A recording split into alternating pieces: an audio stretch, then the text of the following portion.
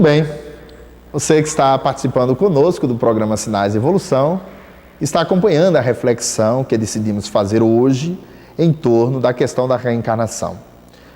Além dos aspectos científicos, filosóficos da reencarnação, que é bom que se diga, é uma doutrina que torna compatível a existência de Deus, a justiça nas leis naturais, nas leis divinas e a existência humana. Porque, afinal de contas, é natural que a inquietação racional e que a dúvida filosófica se pergunte: qual o destino, se o homem tem uma alma, qual o destino se pode dar à alma de um bebê que vive apenas 15 dias na Terra? Não havendo reencarnação, esta alma nada pôde aprender. Esta alma tem um destino absolutamente desconhecido, que não tem respostas pela teologia tradicional.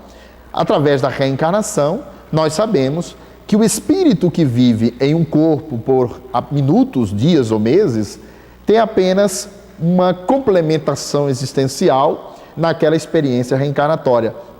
Mas, na verdade, ele vai continuar a sua trajetória evolutiva em múltiplos corpos que já tivera no passado e que vai ter a posteriori. Como entender a questão do destino da alma de uma pessoa que nasce com um problema de natureza mental? Qual o destino das pessoas doentes, que não possuem a consciência, que não atingem o estado adulto da consciência, porque sofrem de retardo mental, porque possuem a síndrome de Down? Não bastasse a inquietação de se saber qual a razão pela qual Deus impõe a um ser que tenha um problema dessa natureza, como a síndrome de Down, fica a pergunta: qual o destino dessa alma? Qual o destino de uma alma, de um espírito que se suicidou em um momento de desespero? Ficará eternamente no inferno? Padecerá internamente a dor e o sofrimento através das penas eternas? Exatamente por isso, talvez, a humanidade continua tão materialista. A religião não consegue responder às questões mais simples que a filosofia, que a crítica e a dúvida têm o direito de indagar. Como se pode explicar as diferenças das condições humanas? Não nos referimos das condições sociais, que podem ser explicadas historicamente, mas e as diferenças que dizem respeito à condição de nascimento da criatura? Por que alguns possuem doenças congênitas, nada fizeram para merecer tais doenças? Por que alguns vêm completamente debilitados fisicamente e sofrem de uma doença cuja responsabilidade não poderia lhes recair sobre os ombros? A doutrina da reencarnação é a única que pode compatibilizar a dúvida, a reflexão e a crítica ao pensamento religioso e a questão da racionalidade das leis naturais. Segundo a reencarnação, somos espíritos eternos. Múltiplas vidas vivemos, múltiplas épocas experimentamos. O espírito avança através da reencarnação. Ele precisa, como concebeu Buda, de várias vidas para se libertar da grande força do ego, da paixão e do desejo. E para finalmente atingir o estado desperto da alma, ele precisa experimentar a vida. E é por isso que a doutrina espírita nos ensina que através do erro, através da experiência equivocada, a pessoa aprende. Lá pelas tantas, Kardec perguntou aos espíritos: todos os seres passam necessariamente pela fieira do mal? E os espíritos disseram: pela do mal não, mas pela da ignorância. Não passam necessariamente pela do mal, mas pela ignorância. Porque o caminho da ignorância é esse caminho da evolução, em que o espírito, através das reencarnações, vai tomando consciência de si mesmo. A reencarnação é a técnica pela qual Deus permite que cada um tome consciência de si mesmo, resgate a sua herança divina, descubra a luz que está dentro de si. Por esta razão, a reencarnação é uma doutrina justa, racional e equilibrada. Se não, vejamos, como explicar às pessoas que se odeiam espontaneamente, sem que nada nesta vida pudesse explicar esse sentimento? Há pessoas que se antipatizam e se odeiam de maneira gratuita. E se lhes perguntarem o que uma fizer à outrem ou ao outro, não há resposta racional. A antipatia espontânea é explicada por experiências passadas. Então a reencarnação é uma doutrina otimista e ela se casa de maneira perfeita com uma visão existencial da vida. Não há o pecado e não há o castigo, não há a pena eterna. Cada qual é artífice do seu próprio destino e cada um vai construindo o seu karma a cada momento. Fala-se muito do karma, mas a palavra karma, ela tem uma origem oriental. Ela não é uma terminologia da doutrina espírita. Allan Kardec preferiu usar o conceito de lei de causa e efeito, compreendendo essa lei de uma forma moral, compreendendo a reencarnação como um mecanismo pelo qual cada um colhe aquilo que semeou. O Cristo já dizia, a semeadura é livre, é espontânea, mas a colheita é obrigatória. E o que a doutrina espírita nos informa é isso, é que nós colhemos aquilo que plantamos e nós nos reencontramos com todos os débitos que formulamos ao longo de uma trajetória evolutiva. Ora, muitas vezes há quem acredite que a lei do karma é uma lei fatalista, é aquela visão de que imagina que a reencarnação é o processo pelo qual a pessoa simplesmente expia o seu passado ou paga a sua dívida. A visão espírita ela é uma visão evolutiva, progressista, é uma visão de promoção da criatura humana. E à medida que nós pensamos a reencarnação como um mecanismo que promove, aquilo que promove, educa, ilumina e liberta, não comporta punição. Até porque jamais a criatura humana atinge a Deus. É impossível o finito atingir o infinito. O que nos ocorre é que nós atingimos a nós mesmos. Através da reencarnação, nós aprendemos com a doutrina espírita que o corpo perispiritual, ele padece das energias que a mente produz.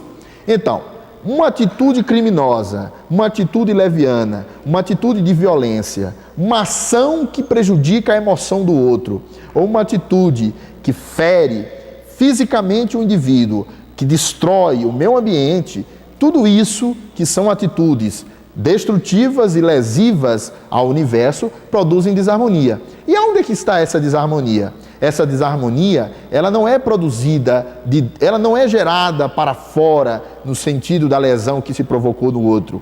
Ela é, antes de mais nada, produzida dentro do ser. O corpo espiritual, ele é um corpo de energia sutil. Ele é movido por uma frequência ondulatória absolutamente moldável e objeto da ação do pensamento. Se o pensamento é destrutivo, ele carrega a energia do corpo espiritual com essa dimensão de destruição. Em sendo o perispírito uma energia que precisa ligar-se ao corpo físico, porque segundo a doutrina espírita, o espírito evolui na trajetória reencarnacionista e na relação com a matéria, é preciso que cada qual se reencarne para transferir essas energias, resultados de suas ações deletérias, de suas ações destrutivas, para o plano físico. Então a matéria, ela serve como um expurgo de energias. Aí sim, estamos reencarnados porque somos necessitados da evolução. Porque possuímos débitos com Deus? Não, ninguém possui débito com Deus. Cada um possui débito com Deus que está dentro de si, que é a sua própria consciência. Kardec perguntou aos espíritos onde estavam escritas as leis de Deus. E eles disseram, na consciência. É a consciência que foi lesada. É o self, segundo Jung. É a luz de Deus que em nós está, que foi prejudicada. E a visão da doutrina espírita é que, por mais nós abafemos, por mais nós sufoquemos, por mais nós prejudiquemos a presença de Deus em nós, não conseguiremos destruí-la. E porque nós destruímos, sentimos-nos atraídos pela reencarnação. Estamos no mundo físico para libertarmos-nos daquilo que prejudica a nossa consciência, que é o desrespeito às leis do universo. Aí sim é fácil compreender por que se constitui e como se constitui o processo do karma. Muitas pessoas convivem com outras com relação às quais somente o ódio e a antipatia são possíveis. Outras se perguntam, por que eu que tenho uma atitude correta tanto sofro? E por que alguém que é tão injusto e tão perverso se beneficia tanto na vida? A doutrina da reencarnação, ela vem mostrar que há uma solidariedade no destino. O destino é um grande mapa cujo território somos nós que partilhamos, somos nós que palmilhamos. Então nós precisamos entender que a reencarnação ela tem um objetivo pedagógico e ela existe a serviço da evolução. Nós estamos com as pessoas certas no lugar certo e o nosso objetivo é libertarmos-nos desses processos ancestrais. Portanto, você que está estudando conosco a doutrina da reencarnação, que está recordando o caráter lógico dessa doutrina, poderá aprofundar um pouco mais a respeito dela. Nós queremos fazer um convite para que você leia o livro dos Espíritos.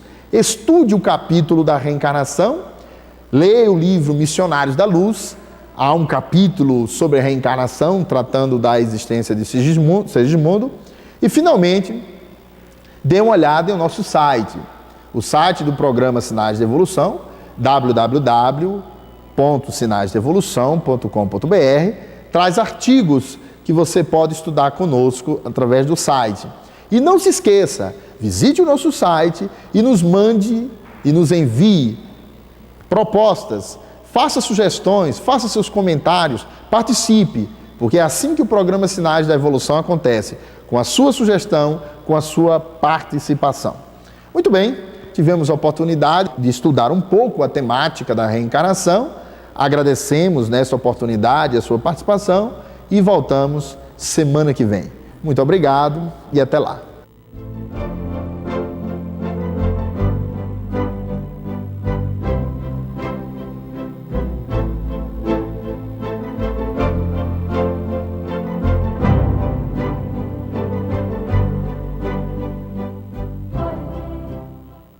Não é à toa que você guarda a fotografia da família na sua carteira.